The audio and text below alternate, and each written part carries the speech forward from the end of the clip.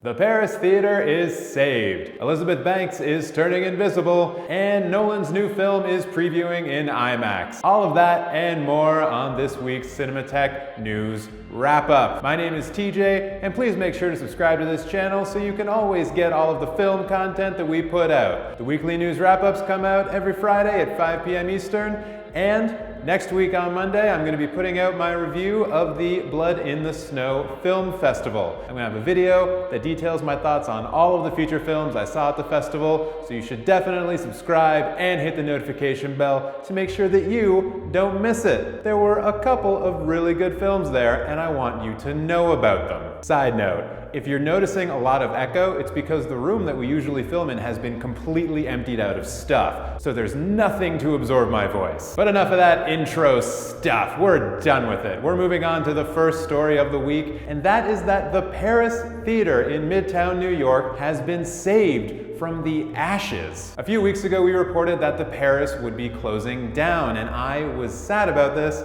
because I had the opportunity to go to the Paris and didn't because I'm a big old dummy. But who could have saved the Paris in its moment of need? Was it a wealthy Wall Street, Park Avenue type? Or was it maybe a Silicon tech bro? And as it turns out, it was a combination of the two because it was actually Netflix. And the timing of all of this is pretty interesting. If you remember from last week's episode, we talked about how the Department of Justice was rolling back the Paramount decision, a Supreme Court decision from 1948 that, among other things, stated that movie studios weren't allowed to own movie theaters. And yes, Steven, Netflix is a movie studio, knock it off. Now, I don't think that this is an example of Netflix jumping the gun because as far as I know, that court decision is still in play and hasn't been completely rolled back yet. So odds are they've been able to skirt around it by leasing the theater instead of owning and purchasing it outright. And even if they did purchase it, there are examples of movie studios being allowed to own movie theaters. Just look at Disney. They own the El Capitan Theater in Los Angeles. But this could easily be a sign of things to come in the future. If large movie chains aren't going to let streaming services in, then the streaming services are just going to be forced to buy up whatever theaters that they can. And what better way for them to curry favor from the cinephilia crowd than to buy these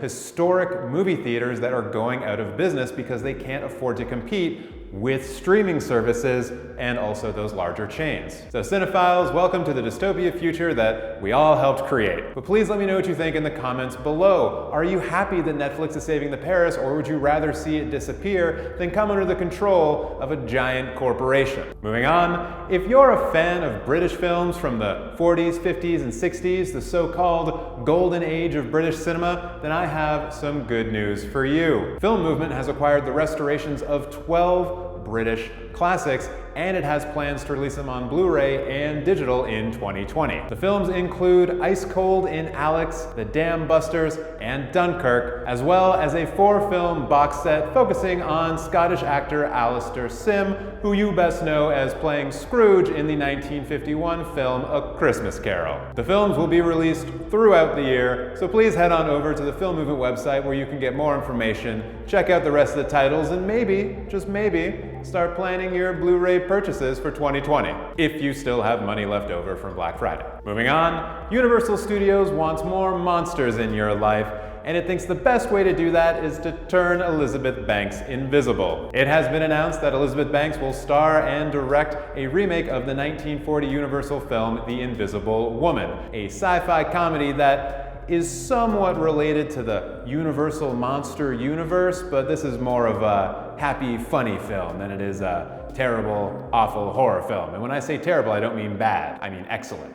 Those movies are great. Erin Cressida Wilson, who wrote the script for The Girl on the Train, has written the current draft that Banks will be working from. Weirdly, this is the second film that Universal has in the works that has the word invisible in the title, the other being The Invisible Man, which is starring Elizabeth Moss, and which has already wrapped production and is coming to theaters pretty soon. These two remakes are an example of how Universal has decided to change its strategy regarding remakes and its monsters catalog. Initially, they were doing a whole dark cinematic universe, and that failed spectacularly. And now they've gone about a new strategy where if they get pitched an idea and the idea is good, they're just gonna do it. It's revolutionary. Personally, I'm excited about this. I'm a fan of Banks' work behind the camera, and I actually just got to see Charlie's Angels last night, and it was pretty good. Shame on you, internet, for not showing up for it. I would take 10 sequels to Charlie's Angels before I see another Fast and the Furious film. That's how much I liked it. And yeah, you can @ me if you want to in the comments below. Moving on, it's Thanksgiving weekend for our friends in the United States, and as such, we would like to honor another tradition that goes back even further than the Pilgrims landing at Plymouth Rock and bringing with them religion and smallpox on blankets. And that, of course, is IMAX-only previews for Christopher Nolan films. Nolan's latest film, Tenet, will have its prologue played in front of Star Wars: Rise of Skywalker. So, if you were one of those people who was planning on boycotting Rise of Skywalker, but you actually really like Christopher Nolan films, you're gonna have to give your money to the mouse monopoly. Bow down to the mouse. Love the mouse. So tell me, were you planning on skipping the Rise of Skywalker and have now found yourself reconsidering that decision? And what do you think about Nolan's new film anyways? All we really know about it is the cast. We don't have much information beyond that. Love to know your thoughts in the comments below. And with that, cinephiles, we are at the end of your weekly news wrap-up. Thank you so much for watching. Please make sure to like this video if you in fact liked it, and please subscribe for even more Cinemateq content. As I said, we have the Blood in the Snow wrap-up coming to you next week, and there's going to be lots of other fun stuff that we're going to be doing over the holidays, because I will be too lazy to edit things, so maybe there will be live streams. Coming to theaters this weekend, we have Knives Out by Rian Johnson and Queen and Slim by Melina Matsoukas. Are you going to be seeing these films? You might as well tell me in the comments below. Have a great weekend.